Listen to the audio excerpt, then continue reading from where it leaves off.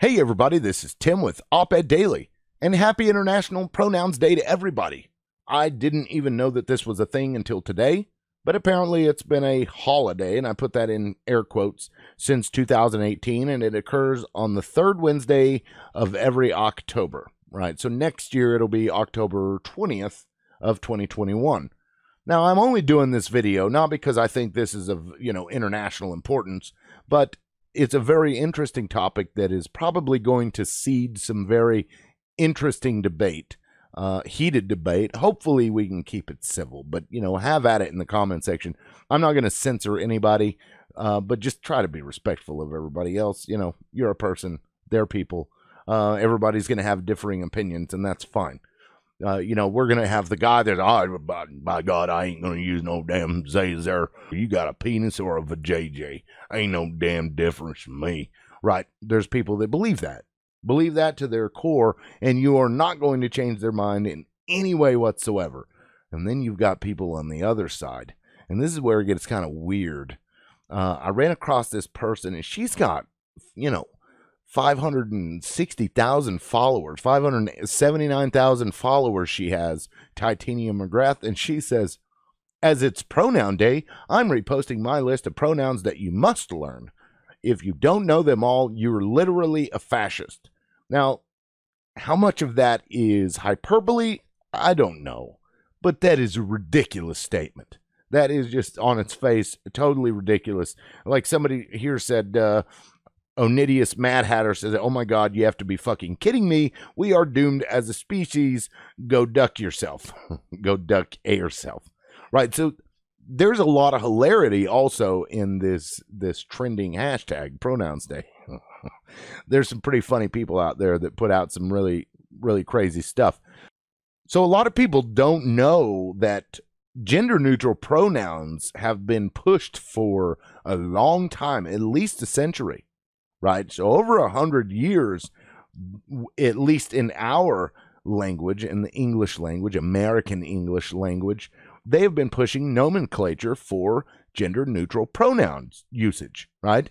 The earliest example of that I could find was a woman named Flagg. She was the first president of, I believe, a national organizations, but definitely of the National Education Association. She was the president of that, and then later on, a couple years later, she'd come out with these gender-neutral pronouns that referred to both genders. And not everybody appreciated it. So this was posted the 8th of January in 1912. I'll just read these last couple of paragraphs here. Mrs. Young, with a touch of genius, has compassed the insubordinate pronouns discomfiture by making a sort of grammatical mince pie of compounded genders mixed with apostrophes for spice. Here means he or she, hiser means his or her, and Hilmer is mincemeat of him or her. Miss Young illustrates, a principal should so conduct his or school that all pupils are engaged in something that is profitable to Hilmer, and where the pupil is required to use knowledge in accomplishing his or task.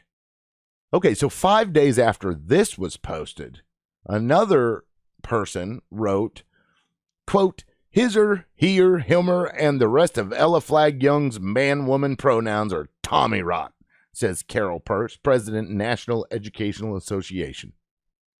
So again, not everybody really appreciated it. And that's the same is true today. So anybody saying that this is like a new thing, they're wrong. This is something that has been talked about and pushed. They've been trying to change the nomenclature for a long time for very good reason.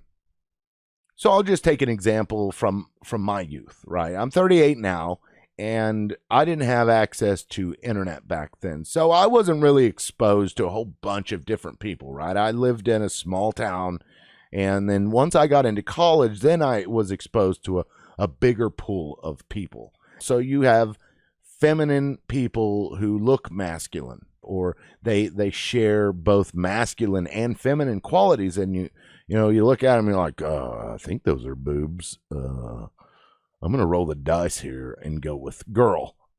Critical fail. Nope, it was a dude. Oh man, I'm sorry. No, it's okay. Those little interactions that we have, Generally, it's not meant to hurt anybody, and it's an accident on both people's part, and usually it's embarrassing for the person that says it and gets it wrong.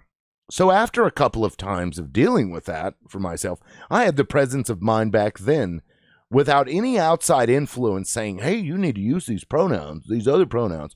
I decided to not use those pronouns.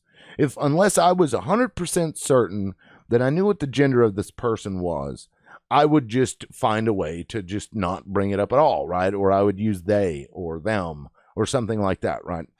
So this was something I did because I respect other people.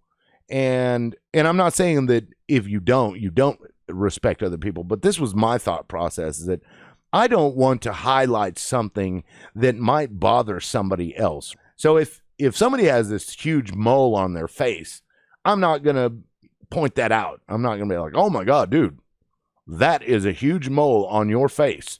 How long has it been there? Tell me all about it. Right? These are things that we don't do because we don't want to make somebody else feel bad, generally. There are some people, though, that are also on their own spectrum of person, and they don't have the social cues necessary.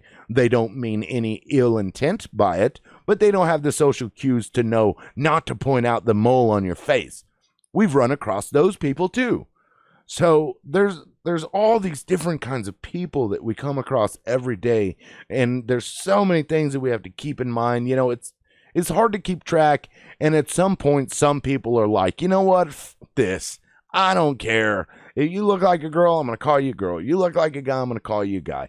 And that's understandable to an extent, you know, but then you do get that asshole where this person has already corrected him or her, or they or zer, whatever.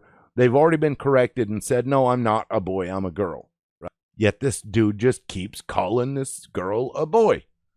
That's disrespectful, and that's the asshole.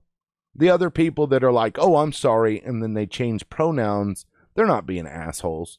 They just made a mistake, you know.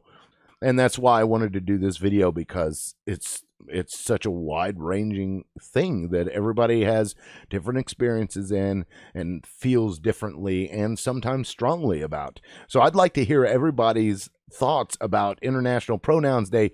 What do you do? Do you not use certain pronouns? Have you started using these new pronouns?